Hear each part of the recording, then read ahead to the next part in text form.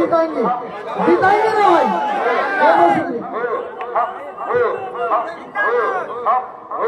सियासत कौन करता है, इबादत कौन करता है।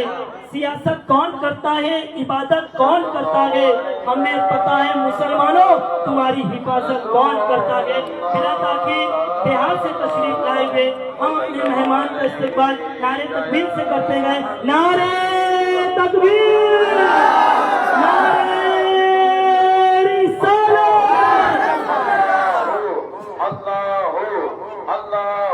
अपने इस हिंदू भाई का अस्सलाम वालेकुम आजान देने आया हूँ अपने बिहार के भाइयों को, खास करके अपने मुसलमान भाइयों को। एक हिंदू का बेटा आजान देने आया है कि मैं इस पार्टी की ताकत को देख रहा हूँ, आपके लीडर को पहचान रहा हूँ। अब वक्त आया है कि आपको भी उसको पहचानना है और ये ताकत और ये एक शुरुआत होगी। हैदराबाद के बाहर पहली बार बिहार से 5 विधायक हमारे जीत करके आए थे और 4 विधायकों को तोड़ा बेचैनी में, घबराहट में कि भाई अगर ये पार्टी बड़ी हो जाएगी तो कहीं ना कहीं जो अपने आप को सेकुलर पार्टी कहते हैं और जो कहते हैं कि हम ठेकेदार हैं मुस्लिम वोट का, उनका पोल खुल जाएगा।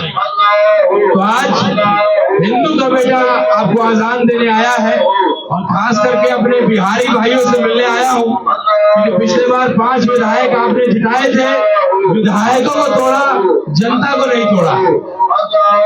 तो अतीक सर ने खास करके एक उदाहरण स्थापित किया, जो एक कहावत हमारे बिहार में खास करके हम लोग कहते हैं कि एक बिहारी 100 पे भारी। तो यह अतीक सर ने करके दिखाया।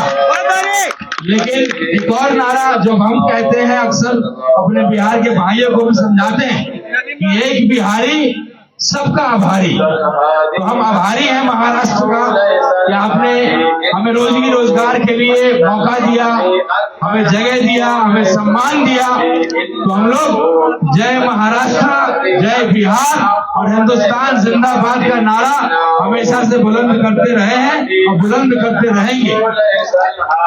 तो आज आप लोगों से केवल यही अपील करने आए हैं, खास करके मेरे बिहार के भाई और खास करके ढाका विधानसभा से जो मेरे भाई आते हैं। ये ढाका विधानसभा का चुनाव पूरा देश देख रहा है, पूरे देश का नजर है इसमें। लोग अक्सर मुझे कहते हैं कि मेरे पिताजी 20 साल मंत्री रहे, सांसद रहे और मैंने इस पार्टी को क्यों चुना। तो उनको मैं यही बताता हूँ, खास करके मेरे हिंदू भाई अक्सर ये सवाल करते हैं कि भाई कहाँ ये कट्टर मुसलमानों की पार्टी में आप चले गए। मेरी दूर की बात छोड़िए, पत्री तक ये बात तो कहती थी कि भाई किस पार्टी में चले गए, कहाँ चले गए। लेकिन जिस तरीके से बैरिस्टर असदुद्दीन ओवैसी साहब ने ऑपरेशन सिंदूर में पाकिस्तानियों की उसकी औकात बताई, हिंदुस्तान का सीना चौड़ा किया, एक एक मुसलमान का सीना चौड़ा किया और साथ साथ एक एक हिंदू का भी सीना चौड़ा किया कि हिंदुस्तान उसकी सरजमीन है जहाँ एक एक मुसलमान भी उतना ही देशभक्त है। और आज मेरे हिंदू भाई भी गर्व करते हैं बैरिस्टर साहब ने जिस तरीके से इस्लाम का मतलब पूरे विश्व को समझाया और हम लोग सनातन धर्म को भी समझते हैं। जिस तरीके से घटना हुई है कि आई लव मोहम्मद बोलने पे जो है एक व्यक्ति पे FIR किया गया, ये हमारा सनातन धर्म कभी नहीं सिखाता। हमारा सनातन धर्म सिखाता है कि हम सभी धर्मों का सम्मान करें और जो कुछ लोग रोटी अपना जो है राजनीतिक रोटी सेकने के लिए अक्सर हमको लड़ाने का प्रयास करते हैं। आज मैं कई जगह पे गया, कई कारखानों में गया। एक हमारे कपड़ा मंत्री है गिरिराज सिंह जी, अभी मैं उल्लासनगर से आ रहा हूँ, तो हमारे कपड़ा मंत्री साहब को नजर ही नहीं आता है। वो केवल एक ही बात कहते रहते हैं कि भैया यहाँ इस दुकान से सामान खरीदो, उस दुकान से सामान मत खरीदो। तो हमने यही पैगाम एक कपड़ा मंत्री को, एक टेक्सटाइल इंडस्ट्री, खास करके मेरे ढाका विधानसभा के लोग उल्लासनगर में हजारों की संख्या में, तो कपड़ा मंत्री साहब जो आप कहते हैं कि यहाँ से ये सामान खरीदो, वहां से मत खरीदो, मुस्लिम भाइयों का बना हुआ सामान मत खरीदो, जो एक एक कपड़ा बनता है, एक एक जीन्स बनता है, वो सब हमारे मुस्लिम भाइयों की कारीगरी से बना रहता है। तो कपड़ा पहनना भी छोड़ दीजिए और अगर ये जहर फैलाने का काम आप छोड़ करके अगर बिहार में उद्योग लगाने का प्रयास करते तो आज हम जो बिहार के भाई यहाँ रोजी रोटी के लिए बेचारे इतने संघर्ष कर रहे हैं घर परिवार को छोड़ करके, तो बिहार में ही हम काम करते और एक हमारा बड़ा शौक यहाँ बम्बई में भी होता और कारखाना हमारा बिहार में होता। लेकिन हमारे कपड़ा मंत्री को चिंता नहीं है, वो केवल एक ही काम करेंगे, समाज को तोड़ने का प्रयास करेंगे। तो एक अपील यही है कि मेरा ढाका विधानसभा मेरे बिहार के एक एक निवासी वोटर बने और वोटर बन करके एक शुरुआत जो बिहार ने किया है, एक सेकुलर और एक सच्चे देशभक्त पार्टी कहिए। बैरिस्टर साहब ने जिस तरीके से पाकिस्तानियों के लिए बोला और अपने देश के दुश्मनों के लिए बोला, कोई कट्टर हिंदू वाली पार्टी भी नहीं बोल पाई। तो आज वही मेरे हिंदू भाई जो मुझे कहते थे कि किस पार्टी में हो, अब वो कहते हैं कि भैया आपका नेता थोड़ा टेढ़ा है पर मेरा है। हम लोग गर्व करते हैं ऐसे ऐसे हमारे मुस्लिम नेता हैं जो ईमानदारी से सबसे ऊपर संविधान को रखते हुए हमेशा हक की बात करते हैं और किसी से डरते घबराते नहीं। तो ये हम लोग के लिए गर्व का विषय है। हम लोगों ने पहली पार्टी के रूप में MIM को चुना है और एक चैलेंज के रूप में हम लोग राजपूत समाज से आते हैं, क्षत्रिय समाज से आते हैं, लड़ना हमारे खून में और एक संबंध हमारा खास करके मुस्लिम भाइयों से है, सम्मान का संबंध, और वो हमेशा रहेगा।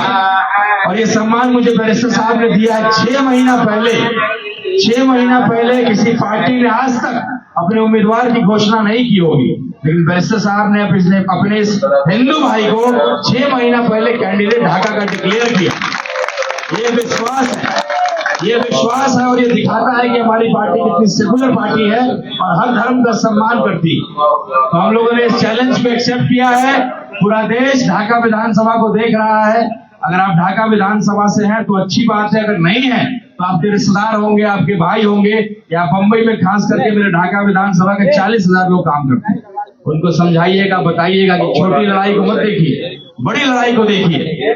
जिस दिन AIMIM से कोई हिंदू विधायक हैदराबाद का शेरवानी पहन करके शपथ ग्रहण लेगा, उस दिन ये दाग लगाता है लोग, ये पार्टी केवल मुसलमानों की है, ये केवल कट्टर मुसलमानों की है। उस दिन उनको पता लगे कट्टर देशभक्तों की पार्टी है, कट्टर संविधान को मानने वाले की पार्टी है।